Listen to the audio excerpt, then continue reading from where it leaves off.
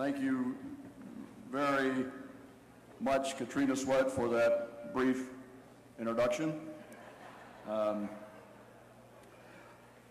should point out that I, like many people in this country, strayed from the Democratic Party at the end of the Vietnam War and came back after what had happened following 9/11 and the invasion of Iraq.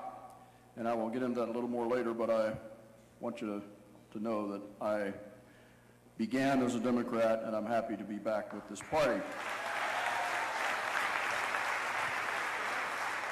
I'm very pleased to be here tonight with my wife, Hung, and also with 5 members of my staff. Paul Reagan, my chief of staff, Louise Ware, who runs our Virginia State office, Jessica Smith, who's my communications director, Lisa Stark, who's my director of scheduling, and Ashley Flanagan, who runs our PAC. If you could stand up and just be recognized. You know, when people ask me what I believe the greatest accomplishment of our time in the Senate has been, I always say it is the staff that we were able to put together. We've got a world-class staff, and I'm very proud of them. The night has been long. There have been a lot of speeches. This is one of the more daunting tasks that I have had in a long time, to be the one piece of roadkill between 1,000 people in a Red Sox game. I want you to know I'm a longtime Red Sox fan. When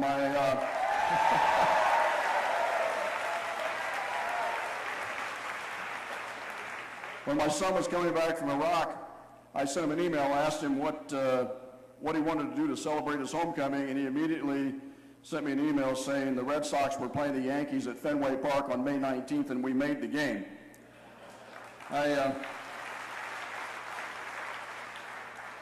want to thank Chairman Buckley, and I want to thank Congressman Hodes and Congresswoman Shea Porter for your remarks, and to recognize all of our office holders here tonight. I am very delighted to be with you. I bring you greetings from Virginia, the home of Thomas Jefferson, and I stand before you as the author of a cultural history of the Scotch-Irish people who've given us more than a dozen presidents and whose greatest political figure remains Andrew Jackson. So at this Jefferson-Jackson dinner, let us remember the guiding spirit of these leaders who founded the modern Democratic Party. It was Thomas Jefferson who wrote, "All men are created equal, and they are endowed by their Creator with certain inalienable rights, that among these are life, liberty, and the pursuit of happiness." And it was Andrew Jackson who emblazoned forever in our national consciousness the notion that you measure the health of a society not at its apex, but at its base, and that true representative government exists not to serve the vested interests of people of privilege, but to protect the well-being of those who have no power.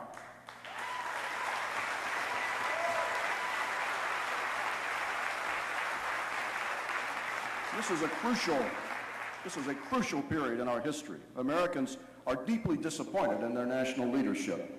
2/3 of those polled at any given time believe the country is headed in the wrong direction. Philosophically, we're going through a sea change. My own experience articulates that. The old labels don't work anymore. The political cards are being reshuffled all across this country. Good, well-meaning people want better leadership. They want new approaches. You here in New Hampshire have a unique opportunity every 4 years to shape our national debate.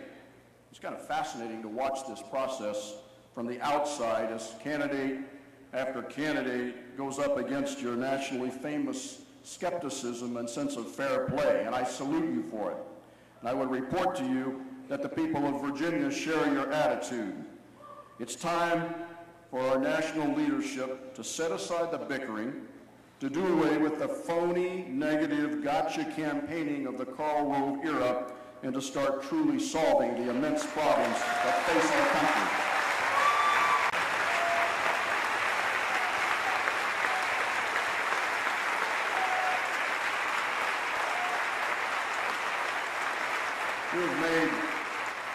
great strides here in New Hampshire. We've heard them articulated again and again tonight.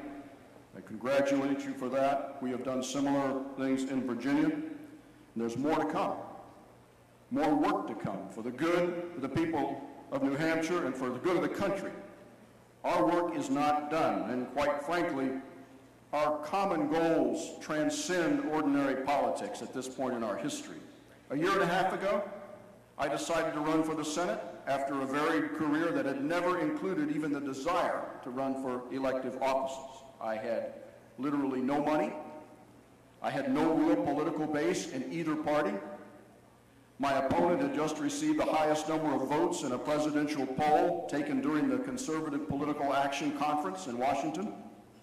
But what I did have was a strong belief that it was time for the Democratic Party to return to its Jacksonian roots, to become again the party that it was in my youth, the party that was represented by the quote that was read from Franklin Roosevelt's second inaugural, where fundamental fairness was the basic precept, and where the well-being of those who do the hard work of our society was its main concern. We communicated this message during the campaign with relentless discipline, and we still do so today. You know, every day in the Senate, we consider different bills, we argue different issues. Sometimes the issue of the day drowns out the larger philosophical purpose of what we came to Washington to do. There's an old Marine Corps saying, when you're up to your neck in alligators, it's hard to remember that you came to drain the swamp.